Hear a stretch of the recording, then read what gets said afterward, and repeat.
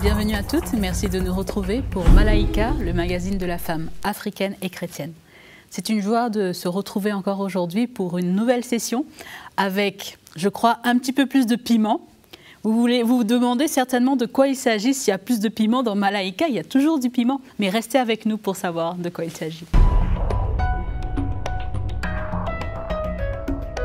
Donc voilà, aujourd'hui nous allons parler de délivrance, la délivrance. Je suis sûre que toutes mes sœurs africaines, vous avez déjà entendu parler de délivrance. Justement, on va approfondir ce sujet avec Mama Audrey aujourd'hui. Mama Audrey. Un autre sujet passionnant qui va faire parler beaucoup. Je pense aussi, je pense aussi. On a Magali, je suis sûre que là, sur le sujet, tu as dû dégoter des choses, effectivement, la dèche. Parce que là, on est dans le cœur même de l'Afrique, là. Tout à fait. C'est vraiment une pratique qui est très courante en Afrique. On va en savoir plus tout à l'heure. Ancestrale, si je dois dire. Waouh. Ouais.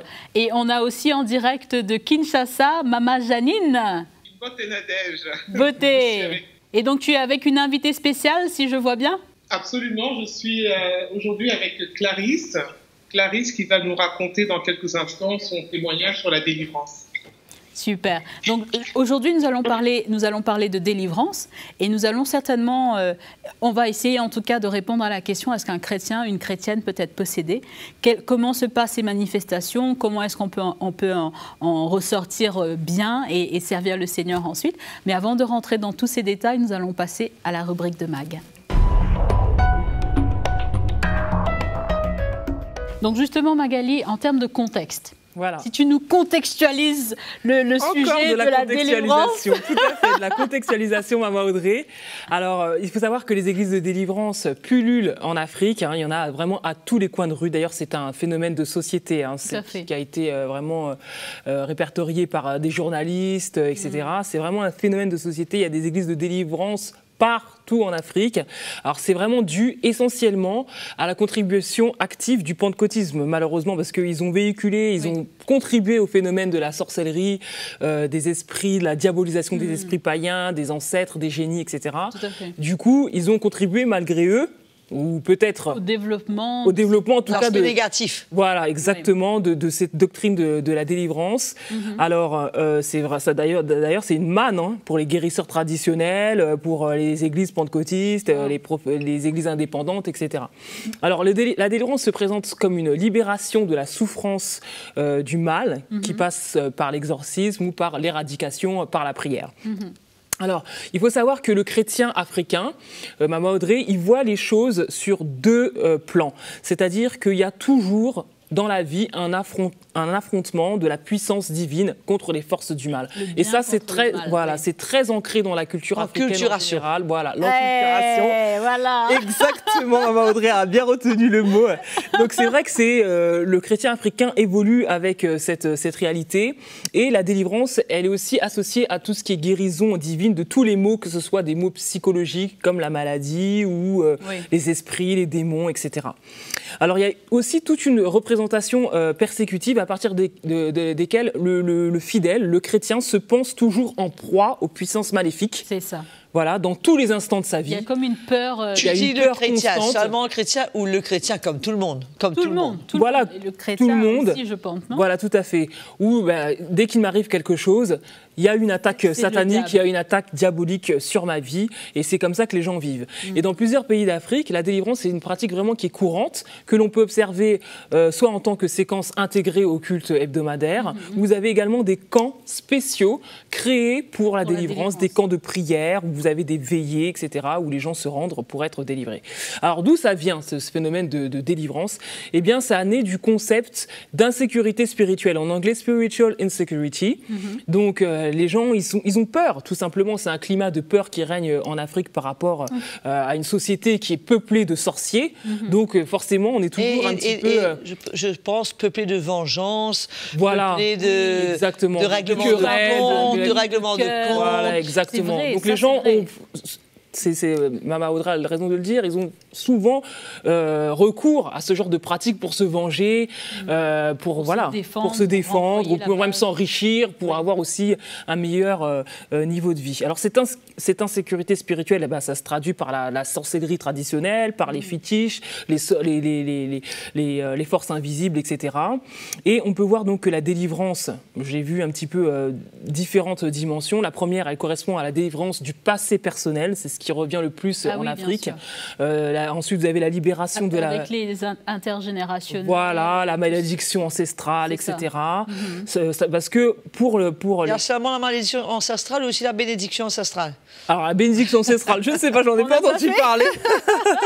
Mais en tout cas, la malédiction, on en entend parler tout le temps, ça c'est sûr. Et vous avez donc, voilà, toutes ces choses. Et on dit souvent en Afrique que le démon œuvre à travers les liens du sang. Et il n'y a que Jésus, il n'y a que le Seigneur, le Dieu chrétien, qui peut rompre tous ces liens. Vous avez par exemple les effets de la malédiction ancestrale sur une personne, ça peut se traduire par des excès émotifs, par des allergies, par des problèmes psychologiques. Si vous avez aussi des divorces répétés, vous avez des banqueroutes répétées, des accidents de voiture, toutes les choses qui nous arrivent, qui peuvent être perçues comme étant des signes, des plans de l'ennemi, des plans de sabotage de Satan, comme on dit dans les églises là-bas. C'est le diable pour éprouver les chrétiens, pour le détourner du plan divin que le Seigneur a pour nous. Satan est à l'œuvre et donc il faut détruire ses œuvres. Alors dans ces aspects pratiques, pour finir, ce que je voulais dire, eh bien la délivrance consiste à identifier les esprits démoniaques. Souvent, dans des séances de délivrance, on appelle le démon, on lui demande qui tu es, révèle-toi. Et vous avez, donc c'est assez charismatique, et vous avez également aussi l'exorcisme proprement dit, c'est la fuite des démons qui se manifeste qu'on peut faire par l'imposition des mains, et parfois une lutte au corps à corps avec le possédé, associé donc à des extraits de la Bible. On cite la Bible, des versets pour faire partir ces démons et délivrer les personnes. Donc voilà un petit peu ce que je pouvais dire. Bon, c'est très... il y avait tellement de choses, mais voilà, je voulais un petit peu ça met bien faire un petit tour d'horizon de ce qui se passe et de comment la délivrance se justifie, en tout cas pour... Oui, parce que je pense que c'est une des premières fois qu'on parle vraiment des origines de la délivrance et d'où ça vient en fait. Et pour continuer sur le même thème, nous allons passer la parole à Mama Janine. Mama Janine à Kinshasa. Donne-nous un petit peu un état des lieux avant de commencer, un état des lieux de Kinshasa. Et ensuite, je sais que tu veux nous donner un témoignage aussi avec notre invité spécial. Oui, tout à fait. Donc, à Kinshasa, c'est vraiment ce que Magali disait. Je corrobore vraiment ce qu'elle dit. Il y a une appétence, moi j'irais même plus loin pour dire, il y a aussi une appétence par rapport à toutes ces questions de délivrance. C'est-à-dire que le croyant ici il aime la délivrance. Parce que effectivement, il est persuadé que quelque part, il y a toujours un démon qui l'empêche de tourner en rond, qui l'empêche de prospérer, de réussir sa vie. Il y a toujours des liens familiaux, ancestraux qui sont là. Et donc, c'est un vrai, pour certaines églises, ça devient même un fonds de commerce, j'ai envie de dire. Et comme disait Magali tout à l'heure, il y a pratiquement dans toutes les églises de la place, dans le programme hebdomadaire, un jour qui est dédié à la délivrance et 2-3 jours qui sont dédiés parfois au témoignage sur la délivrance. C'est dire comment le sujet est très, très, très important ici. En parlant d'actualité, est-ce qu'on pourrait avoir le vécu de notre invité qui, je crois, a eu une expérience spirituelle assez forte? Alors, elle avait voyagé, elle est tombée malade. Directement malade, fièvre, elle avait de la fièvre, elle avait froid, elle a commencé à vomir. Après, alors, elle a eu un traitement médical qu'elle a pris. Fièvre continuait lundi n'a hôpital. Mais malgré tout, la fièvre continuait. Donc le lundi, elle est partie rapidement à l'hôpital. Elle a eu un traitement avec des piqûres. Alors ils ont trouvé quand même qu'elle avait une malaria et une infection dans les examens qu'ils lui ont fait. Après, et la nuit, quand elle s'est endormie,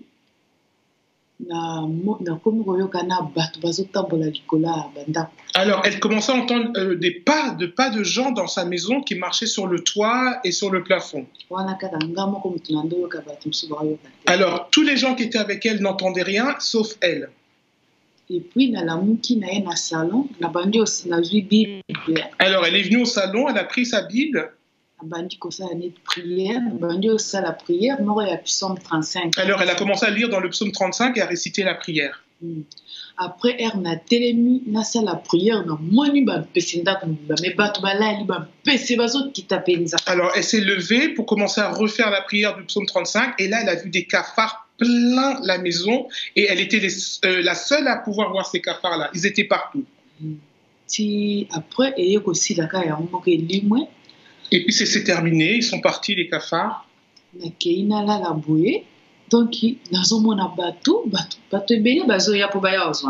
en fait, elle est partie se recoucher et au moment où elle se couche, elle voit des gens qui commencent à lui demander de venir avec elle. Alors elle s'est réveillée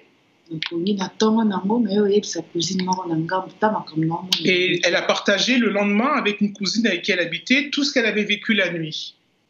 Après, cousine wana yebisinga ozelanga comme ça donc le placement rebonna qui est l'église Montréal Bassam. Alors sa cousine lui a dit écoute, je vais aller quelque part, je vais venir te chercher, on va aller dans une église où on va prier pour toi. À part wana maman moko asambelanga na basango apesinga sel bénite na meli po na meli wana na yoki mbala moko. Et en attendant, il y a une dame aussi qui habitait dans son voisinage qui lui a donné du sel béni pour qu'elle prenne pour calmer ses douleurs. Trois personnes. Alors, elles étaient à 3 pour la délivrance. D'abord, on a repentance. Alors, d'abord, il fallait demander pardon et passer par la repentance avant d'entrer dans la délivrance à proprement parler. La seule délivrance, il y a alors, elle devait s'agenouiller sur des noix de palme, en fait, qu'on avait coupées, qu'on avait concassées, en fait. Donc, c'est un peu douloureux, c'est pour dire. Donc, elle a dû faire la repentance et demander pardon à tous ceux qui lui voulaient du tort, en fait. Après, délivrance. Et là, parfait des colonnes. Alors, on a commencé la délivrance. On a d'abord commencé par lui faire inhaler de l'eau de colonne. Après, huile d'olive. Et de l'huile d'olive. Pour manger l'huile d'olive. Ils lui ont fait avaler de l'huile d'olive. Après, prière et exorcisme. Et après, il y a eu une prière qui a été faite pour enlever les démons en elle. Bah, je pense qu'on a eu vraiment une idée, Mama Audrey, une idée vraiment de cette réalité spirituelle. Est-ce que, quelque part... la Bible en parle, d'où ça vient? Jésus en parlait, la Bible en parle, Jésus en parlait depuis la chute de Lucifer. Nous savons qu'il y a des esprits qui règnent dans les lieux célestes. La Bible s'appelle les dominations et ils cherchent à habiter un corps. Nous avons Jésus chasser les démons dans des ports. Oh, exactement. Le Seigneur a donné l'autorité à ses disciples pour chasser les démons parce que c'est une réalité. Et du reste, les disciples disaient au Seigneur, ils sont revenus, c'est très excités parce qu'ils avaient réussi à chasser les démons. Et quand il est parti, le Seigneur, une des instructions qu'il a laissées, c'est justement qu'il donnait autorité afin de prier pour les malades, afin de poser les mains, de chasser les démons au nom de Jésus. C'est une réalité. C'est une réalité spirituelle. Ah ben, il n'y a aucun doute qu'il y a une activité énorme de mauvais esprits dans le monde et que ces esprits cherchent justement, ils ne peuvent pas s'exprimer par eux-mêmes, ils cherchent des corps pour pouvoir s'exprimer. C'est ça, le spirituel se rejoint au naturel. Et c'est une situation excessivement réelle. Justement, à peu près, Mama Audrey, ça fait combien d'années de vie chrétienne à peu près déjà? Ah ben depuis 82, ça fait depuis quand même... 82. Donc il y a certainement eu quelques cas aussi dans les églises. Nous avons vécu beaucoup de cas de délivrance, mais des cas réels. Nous avons vu des situations où il y avait beaucoup de souffrance, beaucoup de tourments, puisque ces esprits, on les appelle les esprits méchants. Oui, tout à fait. Hein, ils sont là pour oppresser, pour tourmenter, pour faire du mal, pour troubler et pour gâcher la vie de surtout beaucoup de jeunes filles. Je me souviens de cette jeune fille qui avait 19 ans. Sa famille venait de se convertir, c'était une Indienne. Et quand elle venait, on la voyait, un jour, elle était normale, comme vous là. Et le lendemain, subitement, elle venait à l'église, elle était comme enceinte de 9 mois. Waouh! Et on pouvait voir tout ce qui bougeait dans ce ventre. Et elle a été délivrée. Wow. Mais c'est une fille qui avait signé un pacte avec un sorcier. Elle était malade, au fait. Elle était malade. La famille l'a emmenée chez le sorcier, qui l'a emmenée au cimetière à minuit et qui a prié avec elle et qui a fait je ne sais trop quoi avec elle. Et le résultat de la course, c'est qu'elle a été complètement possédée. Justement, il y a aussi des cas, Magali, tu en parlais, c'est les maris de nuit. Qu'est-ce que c'est? Tout à fait. Ben, en fait, c'est des phénomènes qui font aussi légion en Afrique. On entend souvent parler de maris de nuit, mais je sais aussi que Maman Audrey sûrement doit connaître, ainsi que Janine. Les maris de nuit et les Donc les maris de nuit ou les femmes, on dit aussi femmes de nuit, on dit Mami Wata pour ceux qui connaissent, mais il y a aussi les femmes de nuit. Donc voilà.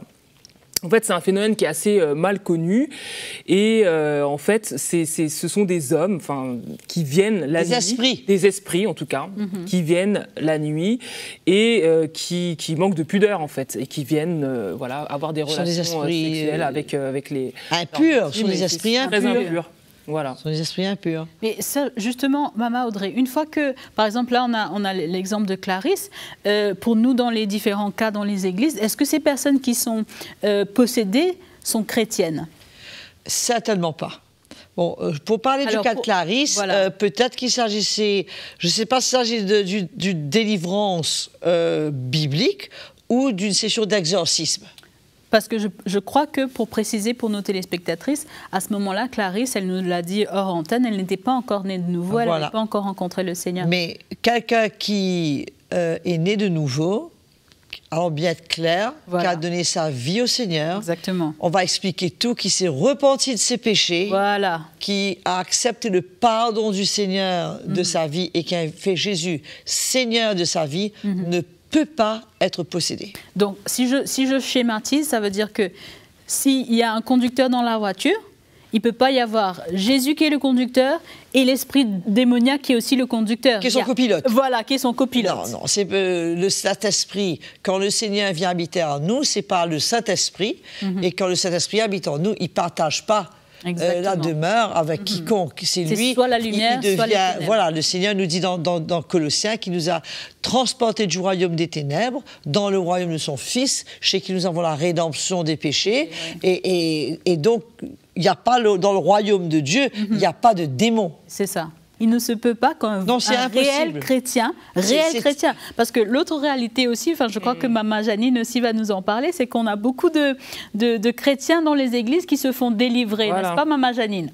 Exactement, il y a beaucoup de pratiques de délivrance dans les églises et ça va même les enfants se font délivrer. On fait jeûner les enfants pour les délivrer, les malades on les fait jeûner pour qu'ils aient leur délivrance. Donc ce sont des pratiques qui sont courantes et comme je le disais tout à l'heure, les Congolais sont assez friands de ça aussi parce qu'ils sont persuadés quelque part qu'ils sont possédés. Et c'est vrai que ce que Maman Audrey dit, je pense que c'est pas une lumière dans la vie de beaucoup de chrétiens ici, qu'un chrétien ne peut pas être possédé.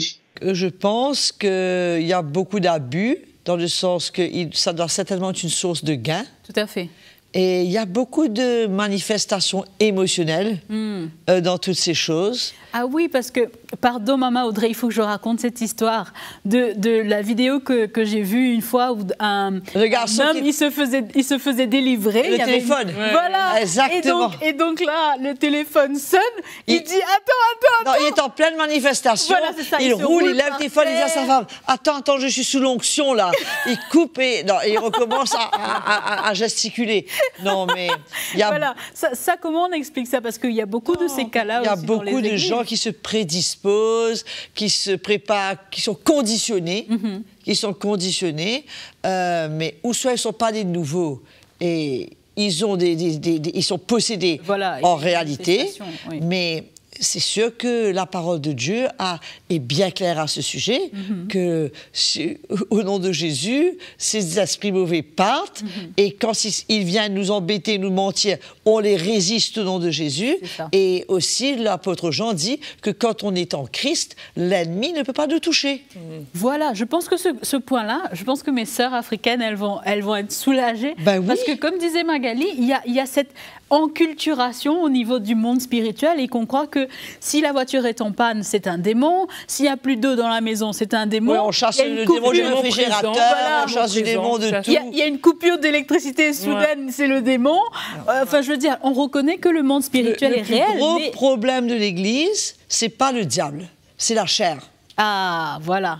Vous savez, il y a des gens qui se battent chez eux, par exemple, un mari et une femme, ils se battent, il y a des disputes, ils viennent devant, ils veulent qu'on prie pour eux pour qu'ils soient délivrés. Tout à fait. Maintenant, ils ont besoin de prendre leur croix, ils ont besoin de mourir à leur chair, Exactement. apprendre à s'aimer, à s'accepter, à se pardonner. Voilà. Et une chose est certaine, c'est qu'un chrétien peut s'ouvrir.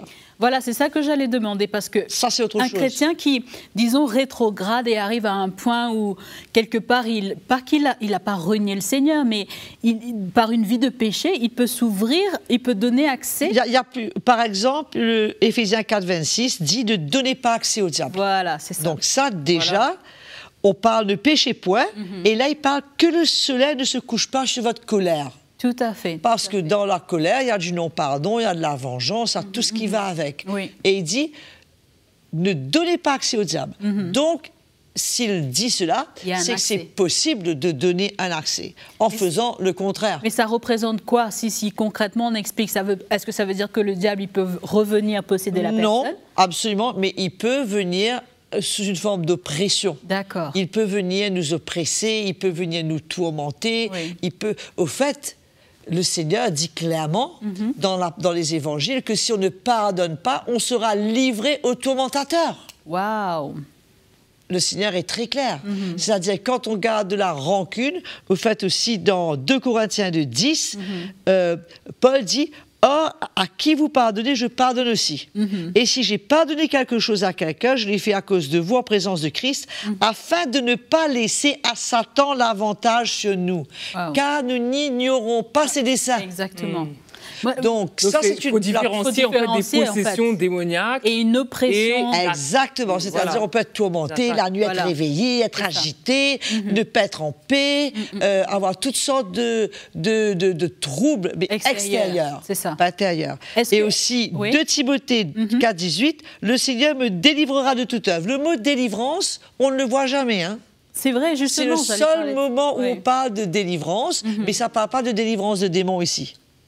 C'est d'un état. Le Seigneur parle de chasser les démons et c'est fait, c'est une fois pour toutes. Marie-Madeleine a été libérée de 7 démons. C'était fini. C'était fini. Quand le Seigneur a rencontré l'enfant qui était mort, les disciples n'avaient pas pu chasser le démon. Il leur a dit, Cette quand est-ce catégorie que de- vous allez croire? Et il a dit, cette catégorie de démons se chasse avec le jeûne. C'est ça. OK? Mais à aucun moment, le Seigneur n'a réclamé de l'argent. Oui, ça pour une aussi, c'est un délivrance. autre point. Le Parce que, Seigneur a dit, ce que vous avez reçu gratuitement, donnez-le gratuitement. Cette Voilà. puissance ne vient pas de nous. tout à fait. Elle vient du Seigneur. On a vu les fils de Séva dans Acte 19. Ils ont essayé, ils se sont fait... Oui.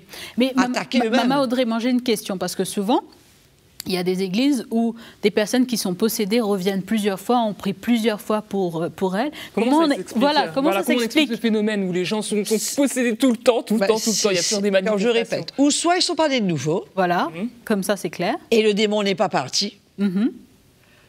Une chose. Oui, Ou ils sont nés de nouveau, et c'est quelque chose d'émotionnel. voilà, d'accord. Comme on a vu le monsieur avec son téléphone. C'est ça, c'est ça. quelque chose d'émotionnel, c'est la chair, c'est les émotions qui rentrent en jeu. Tout le monde tombe. C'est vraiment...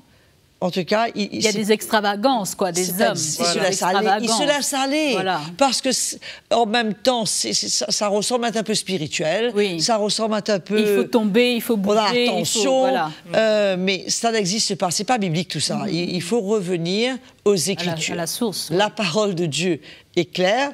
En mon nom, vous chasserez les démons. C'est vrai, il y a des démons qui sont un peu Coriace. plus entêtés Voilà. que d'autres. ils ont peut-être vécu plus longtemps, ils sont peut-être une légion, puisqu'on a déjà vu aussi, la Bible en parle. Oui, tout à fait. Le possédé de Génézareth, c'était une légion. De démons, oui. Il est rentré dans de troupeaux de pourceaux. C'était pas un, c'était toute une équipe. Tout à fait. Toute une famille, je présume le grand-père, la grand-mère, et tout là-bas, on était là. Mais Maman Audrey, justement, est-ce que c'est possible que quelqu'un qui était délivré, là, dans le sens démoniaque du thème, délivré, puisse repartir comme ça sans avoir accepté le Seigneur et vivre bien? C'est possible d'être délivré, mais c'est tout à fait conseillé aux gens qui ont été délivrés que cet espace qui a été libéré soit aussitôt occupé par l'Esprit de Dieu. C'est ça. Parce que sinon, la Bible dit aussi, il risque de venir 7 fois plus de mauvais esprits pour rendre la situation. Le Seigneur dit, la situation de la personne est pire que la première. Waouh. Alors, donc, c'est une activité réelle. Comme Paul dit, on ne doit pas ignorer les desseins du diable. On ne doit pas donner accès au diable.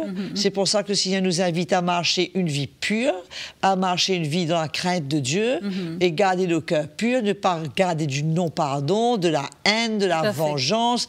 Et on n'a pas besoin d'avoir peur des démons. Oui, bah oui. Il y a beaucoup de chrétiens qui ont peur des démons. Voilà, ils vivent avec la manifestation. Ils ont peur de la manifestation. Non, mais on n'a pas peur. Magali se retrouve là. Ils ont peur d'être attaqués par les démons, mais je les rassure. Jean a été clair. Quiconque est en Christ, l'ennemi ne peut pas le toucher. Ne peut pas le toucher. On est dans le royaume de Dieu, vous autres. C'est Jésus notre Seigneur. C'est lui qui a vaincu l'ennemi. Il a vaincu les principautés, les dominations. Il a tout fait. Et on n'a rien à craindre si Jésus est dans notre cœur et qu'on est en Christ. Ben, on n'a absolument rien à craindre. Et il faut faire attention, je voudrais ajouter la neige, qu'on ne se serve pas du sang de Jésus comme un objet de sorcellerie. Oui, comme un fétiche, quoi. C'est le sang de Jésus, le sang de attention, le sang de Jésus, je mets le sang de Jésus pour me protéger. Non, vous n'avez pas besoin. Si vous voulez être protégé, c'est simple. Marchez avec un cœur pur et vous serez protégé. Vous n'avez pas besoin d'avoir peur du diable. Marchez avec un cœur pur. L'ennemi ne peut pas vous toucher d'aucune façon. Ça, c'est la recette et c'est la garantie qu'on n'a rien à craindre de l'ennemi.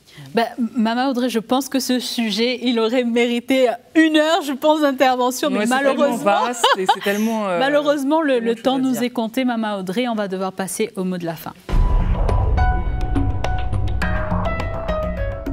Écoute, si vous n'êtes pas en Christ et que vous êtes vraiment tourmenté par les mauvais esprits, il vous faut trouver une église qui prêche l'Évangile, qui peut prier pour vous et que vous puissiez donner votre cœur au Seigneur et réaliser que vous devez appartenir à Christ, que Jésus est mort pour vous, qu'il a donné sa vie pour que vous puissiez vivre en paix. Mais sinon, si vous êtes un chrétien, vous n'avez rien à craindre. Jésus est avec vous. Plus grand est celui qui est en vous que celui qui est dans le monde. Celui qui est en vous a vaincu l'ennemi. Donc, vous pouvez vivre en paix. Et surtout, ne croyez pas les imbécilités qu'on vous dit qu'il vous faut être délivré constamment, mais délivré une fois, délivré pour toujours. Super. Merci Maman Audrey. En tout cas, je crois que ça a été très clair. Et bien sûr, merci Clarisse, merci Maman Janine pour l'intervention. Avec plaisir.